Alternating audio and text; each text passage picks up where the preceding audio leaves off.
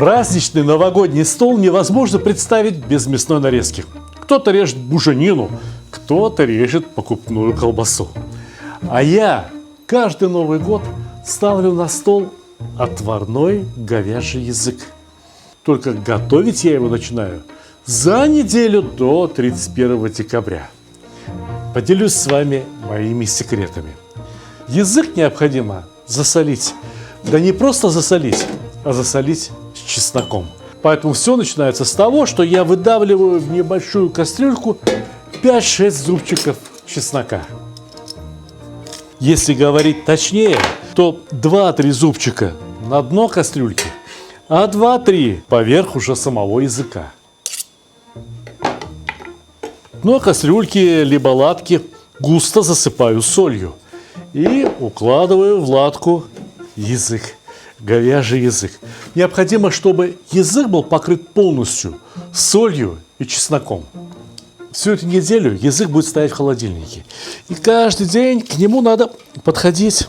Его надо переворачивать сбоку на бок. И необходимо следить, чтобы крышка кастрюли либо латки была плотно закрыта. Можно, в принципе, взять да и завернуть соленый, обмазанный чесноком язык в пищевую пленку.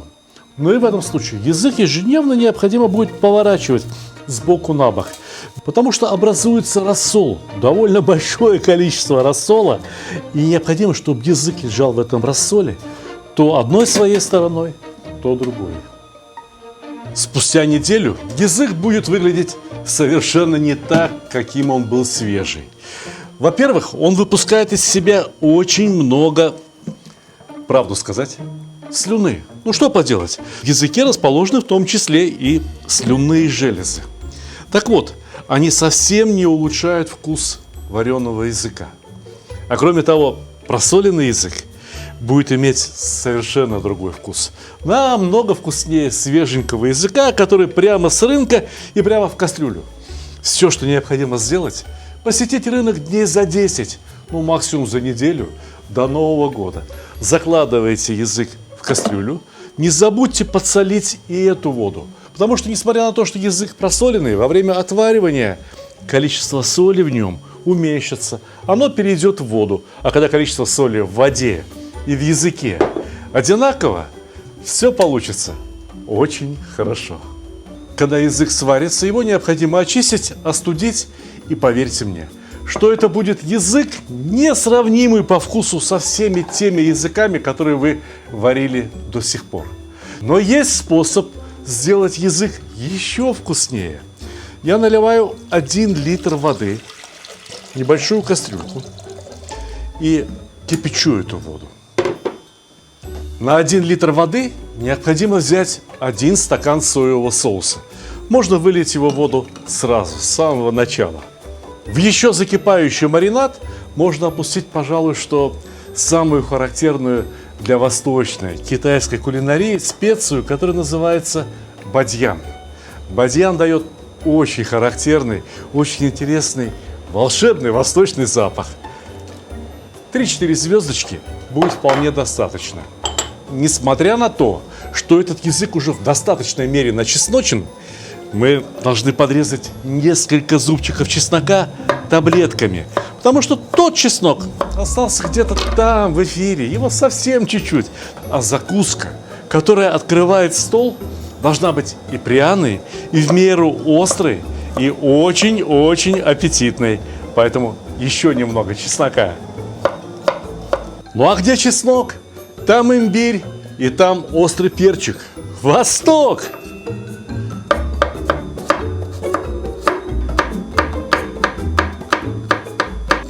Очень многие переоценивают количество соли, которое содержится в соевом соусе.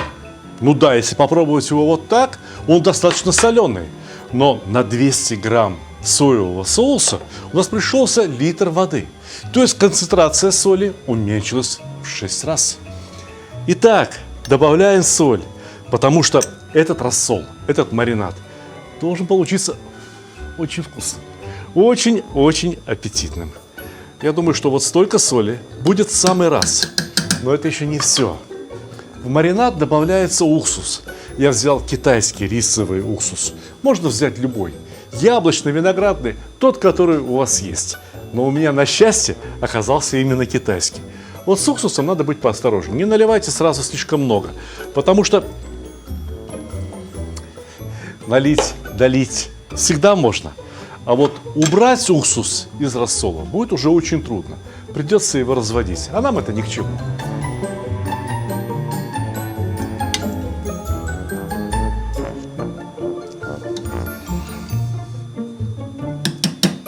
Там, где уксус, необходим еще и сахар. Да, раз есть кислое, значит должно быть сладкое. Раз есть чеснок, значит должен быть имбирь и перец. Все очень ладно в китайской кухне. Каждое действие влечет за собой следующее.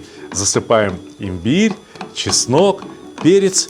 И через несколько минут можно будет еще раз попробовать. Все ли вам нравится?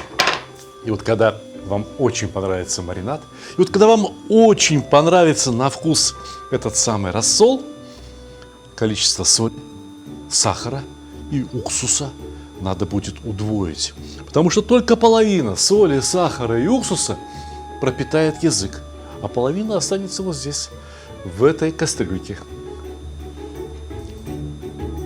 Хорошо. Замечательно. Языки, как и мясо, бывают разными. Бывают от здоровенных быков огромные языки, бывают от молоденьких, вот такие, практически телячьи. И, разумеется, варятся они разное время. Один язык будет готов за 2 часа, а другому потребуется, может быть, часа 3-4. И чем крупнее язык, тем дольше он будет мариноваться. Вы же это понимаете? Кускам языка вот такого размера понадобится, может быть, дня 3-4, чтобы они хорошо пропитались маринадом, получили тот самый вкус. Но если хотите попробовать прямо сейчас, может быть, даже прямо сегодня, есть способ. Пока маринад еще горяч, нарезайте язык тонкими ломтиками. Он только поцелуется с маринадом и уже готов. А как язык хорошо сварился. О, просто прелесть. Очень нежный, но при этом он ни в коем случае не должен разваливаться под ножом. Приподнимайте половничком все, что там есть, все эти драгоценности. Имбирь, перец, бадьян, чеснок. Все пускай попадет в эту кастрюльку. Кстати, вот если взять да отварить, хорошо, грамотно отварить кусок обычной говядины, вы знаете, что его тоже можно остудить и залить точно таким же маринадом. И получится очень вкусная говядина. В холодильнике она может стоять неделю, 10 дней, ничего с ней не будет.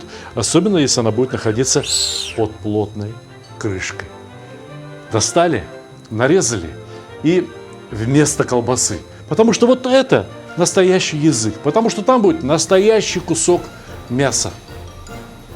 Не ешьте эрзац-еду. Об этом прошу вас я, Сталик Ханкишиев, который сейчас поделится с вами рецептом замечательной приправы к языку и отварному мясу. Возьмите одно зеленое яблоко, натрите его на мелкой терке, добавьте ложку-другую хрена и буквально четверть чайной ложки васаби. Перемешайте все это и поставьте на стол. Честное слово, вкуснее приправы к языку, к мясу и даже к колбасе не придумать.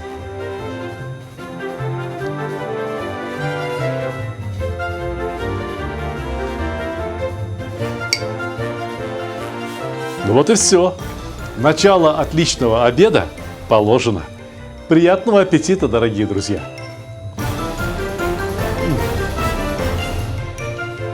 О, приятного!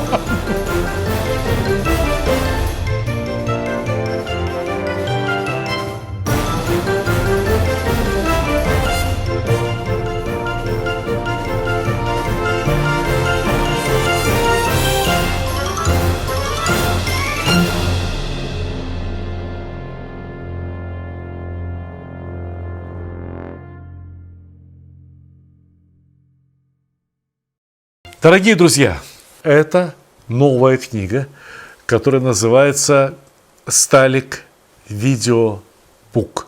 Еще ярче, еще вкуснее, Еще лучше книги у меня просто не было. Каждый рецепт начинается с QR-кода, где размещен видеорецепт того, о чем мы рассказываем здесь, вот в этой статье. Рассказ более чем подробный. Каждый рецепт описывается предельно детально. И, разумеется, фотографии шурпа, бозбаш, борщ, зеленый борщ. Здесь много рассказано о заготовках, какие-то теоретические статьи, которые помогут вам готовить лучше и разобраться в очень многих важных вещах кулинарии. Кюфта, бозбаш. Все эти рецепты, в принципе, вы можете посмотреть и у меня, и в Ютубе, но в книге они изложены гораздо лучше, гораздо глаже. Хашлама – очень вкусный суп, практически из одного только мяса.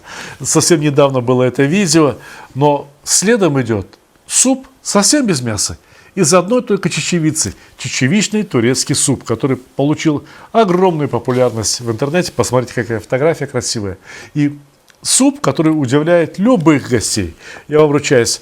И как можно было обойтись в такой книге, скажем, без лагмана? Зеленый борщ с щавелем. Посмотрите, какая фотография.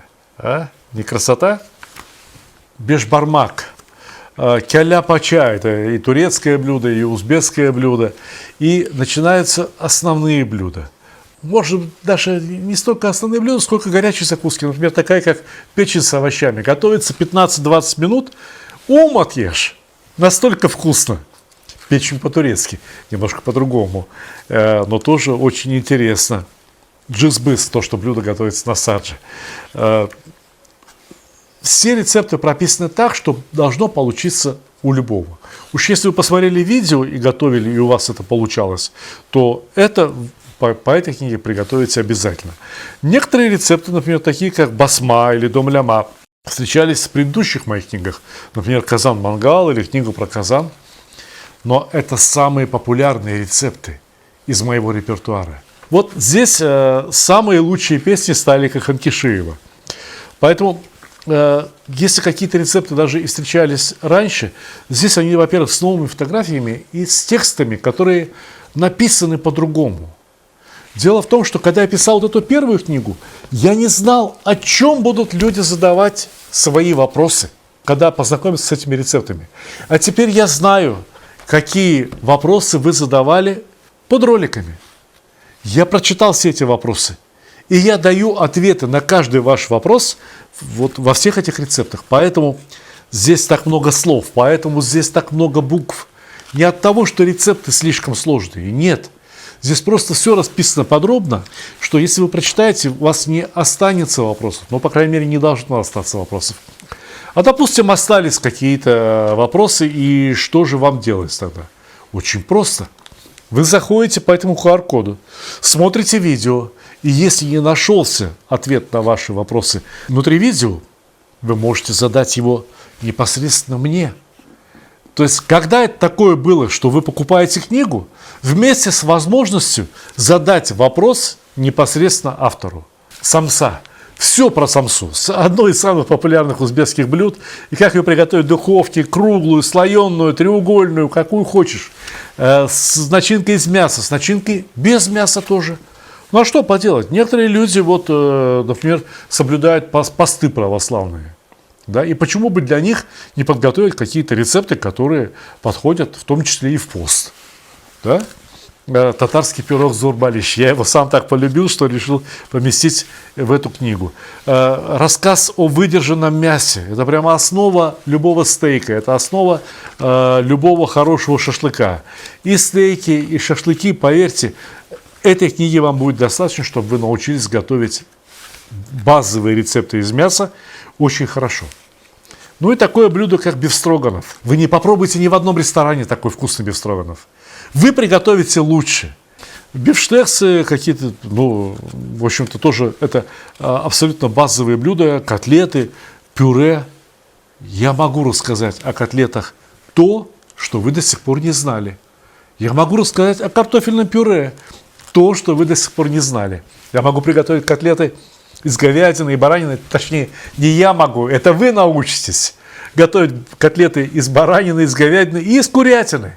В одном казане и курятина, и говядина, и вместо кетчупа просто помидоры. Но если хотите приготовить идеальный домашний кетчуп, у меня есть для вас рецепт. Вы приготовите, лучше не придумать. Котлеты из индюшатины с начинкой. Одним словом, все эти рецепты... цыплята табака. А как обойтись без цыплят табака? Про пловы. Очень много про пловы рассказано. От самых простых для студентов до ферганской такой классики. Как приготовить абсолютно классический узбекский плов. Как приготовить плов самаркандский. Как приготовить шавля, мастава. Это жидкий плов. Это суп вместо плова из тех же самых продуктов. Самаркандский плов. Гречневый плов, плов из гречки. Знаете, какой вкусный?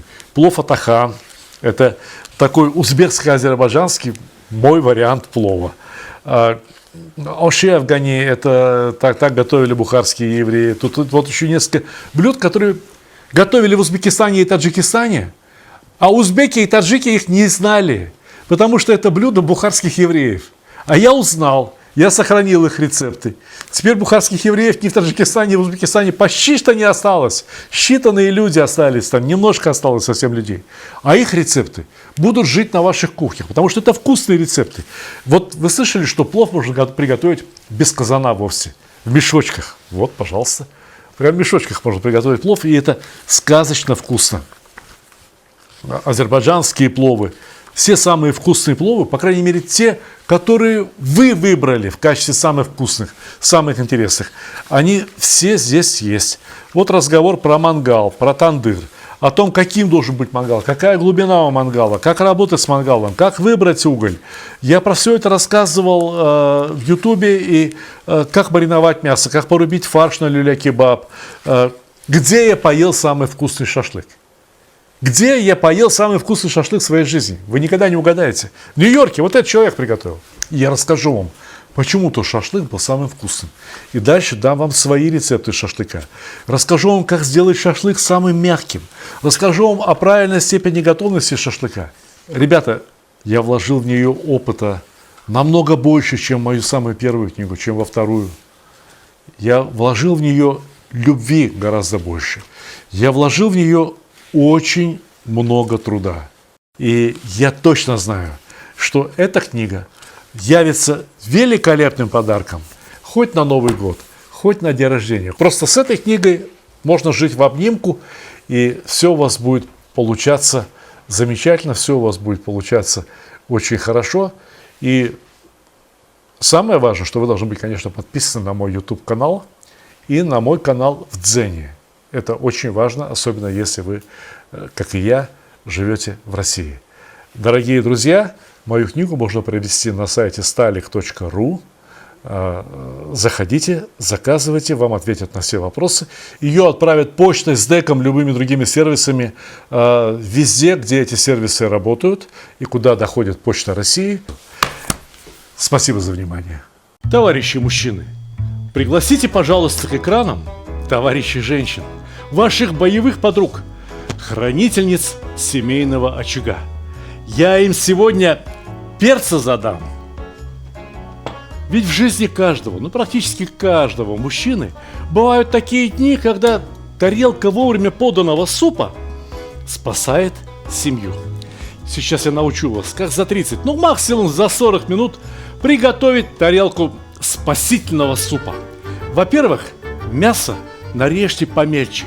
А во-вторых, не связывайтесь вы сегодня с растапливанием крутюка. Нет, это ни к чему. И даже огонь под казаном разводить ни к чему. Берете немного растительного масла, так, чтобы донышко покрыло. Нагреваете его как следует и пересыпаете в казан мясо. Да и мясо-то надо всего лишь навсего 300-400 грамм. Его можно мелко нарезать, либо даже пропустить через мясорубку, пока масло разогревается. Действуем очень быстро, практически в режиме реального времени. Распределяем мясо по дну казана, кастрюли. Знаете, что я хочу сказать? Наверное, я даже слегка многовато взял мяса. Достаточно было бы просто покрыть мясом дно. С одной стороны мясо пожарится буквально за 1,5-2 минуты. И как только перемешали мясо, точнее перевернули его на другую сторону, можно насыпать лук. Я надеюсь, что головку лука средненьким кубиком можно нарезать как раз за эти пару минут. Пожалуй, что именно сейчас тот редкий момент, когда я рекомендую добавить нагрев под кастрюли практически на максимум, чтобы и мясо, и лук пожарились как можно скорее, чтобы зарумянились и лук, и мясо одновременно. Пока будет обжариваться лук да мясо, нарежьте, пожалуйста, пару морковок вот таким кубиком. И не забудьте посолить и лук, и мясо. Щепотка раз, щепотка два. Этого достаточно. Не забывайте иногда помешивать, ведь нагрев под кастрюлей очень сильный, легко может пригореть. Чем больше воды испаряется, тем задорнее начинает звенеть казан. И полюбуйтесь, мясо да лучок начинают краснеть. Непременно надо довести и мясо, и лук до красного цвета. И только потом добавлять следующие ингредиенты. Мелко нарезанную морковь. Я хочу здесь пояснить кое-что. Ну вы же понимаете, человек вчера веселился, радовался, может быть плясал, может быть в караоке пел. А сегодня ему самую малость, чуточку, нехорошо. Поэтому супчик должен выглядеть очень аппетитно. И в каждой ложке жиденького супа, который организм еще кое-как согласен принять, должно попасться все. И подрумяненный кусочек мяса, и очень весело, бодро выглядящая морковка. Супчик должен быть кисленьким, очень аппетитным, красненьким, очень приятно пахнуть. Поэтому добавьте в него хотя бы 1-2 протертых помидора. Вот так, пиалушечка. Вполне достаточно.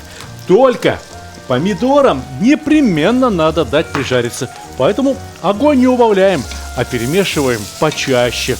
Следим, чтобы все румянилось, но ни в коем случае не пригорело. Не шутите с мужем в такой момент. Чтобы супчик стал погуще, покраснее, покрасивее и поаппетитнее, добавьте в него сладкого красного перца. Ну, паприка. Только вот какое дело. Как только добавили паприку, дальше сильно нагревать зажарку уже нельзя. Иначе цвет и запах паприки испортится. Паприка станет бурой, неаппетитной. Заливайте поскорее в кастрюлю воду. 2,5-3 литра, не меньше. И опять-таки, действуем очень-очень быстро. Суп вот-вот закипит. Так сгоните жир в сторонку и попробуйте бульон. Как он вам? Должен быть и солененький, и кисленький, и, во-первых, острый. Вот насчет количества перца, пожалуйста, не удивляйтесь. Надо, чтобы у человека лоб вспотел. Возьмет себе сколько надо, пол перчика выдавит прямо в тарелочку, и будет хорошо. Дело в том, что перец разжижает кровь, заставляет сердце биться чуть-чуть почаще. Кровь заиграла, поправился человек. Но еще очень важно, чтобы подобного рода супы были густыми, крахмалистыми. Поэтому картошечка, грамм 300-400, но не больше, чем 4 клубня. И непременно мелкими кубиками. Во-первых, и сварится побыстрее. Во-вторых, и крахмала выпустит побольше. Ну а в-третьих, запоминайте пословицу: пустой мешок не стоит. Но самый главный крахмалосодержащий ингредиент сегодняшнего блюда — это рис. Не берите какой-то длиннозерный, предназначенный для плова. Нет, надо брать самый простой, круглозерный, среднезерный, какой-то мелкий. Самое главное, чтобы он крахмала содержал в себе как можно больше. И посмотрите, если он достаточно чистый, на нем нет пыли, камешков, а есть только рисовая пудра, которая, собственно говоря, и является крахмалом, насыпайте рис прямо так. Слушайте, времени нет, торопиться надо, сварится, кто заметит. 200-250 грамм. И суп превращается в лечебный, лекарственный. Вот и все. Дело сделано. Пора накрывать на стол. Каким бы тяжелым ни было утро, накрывайте стол самой красивой скатертью. Подавайте на стол самый красивый хлеб. Очень важно, чтобы настроение у человека исправилось. И очень важно, чтобы супчик получился кисло-остреньким, вкусным. А теперь скажите мне, остренький, понятно, вот он перчик, вот у меня чеснок к столу. А за счет чего суп должен получиться еще и кисленьким? Здесь надо вслушаться в название этого блюда. По-старому это блюдо называется мастова. Мастова. Слово маст в таджикском, вообще в персидских языках обозначают что-то вроде кефира. Катык, йогурт, простокваша. Но здесь еще и возникает забавная игра слов. Дело в том, что слово маст обозначает человека в особом состоянии духа. Но у этого блюда есть еще и другое название. Оши катыки, то есть обед с кефиром. И именно за счет кефира суп и получает завершающие нотки своего целебного действия. Всю мелко нарезанную зелень перекладываем прямо в кефир, в маст, катык, чесночок. Кладите щедро, ничего не бойтесь. Чеснок улучшает аппетит, чеснок улучшает настроение. Итак, 5-6 зубчиков чеснока через чеснокодавилку. А если было время, хорошо бы порубить ножом. Буквально щепотка соли сверху, но если это еда, то она должна быть соленая. И перемешиваем. Проверьте супчик еще раз. Как насчет соли? Если не досолили, поправить можно. А вот если пересолите, скандала не избежать. Но если вы готовите от всей души, если вы готовите с любовью, как можно испортить настолько простое блюдо? Помните, мы налили немного масла, обжарили мясо, добавили лук, добавили морковку, мелко порезанную картошку, не забыть про томат. И самое главное, не переваривайте рис ни в коем случае. Посмотрите, он сварился очень красиво, как будто бы этот рис из плова хорошего. Дело в том, что рис должен сохранить свои абсорбирующие свойства. Он должен впитать в себе не только вкус и аромат из этого супа, но еще и кое-что из организма страдальца. Ребята, не балуйтесь по пятницам слишком сильно. Конечно, в субботу дядя Сталик вас спасет, но лучше все-таки взять приготовление мастовы в свои руки. Честно вам говорю, приготовление мастовы гораздо проще, чем приготовить плов, либо какие-то другие блюда. Но удовольствие этот простенький домашний супчик, с которым любая женщина справится, приносит ой как немало. Идите сюда, будем кисленькое добавлять. Будете кушать, не перемешивайте кисленький катык и весь суп. Ложечку супа и отщипнули чайную ложечку катыка. Маста. Оши кадыги. Приятного аппетита! Не шалите мне там.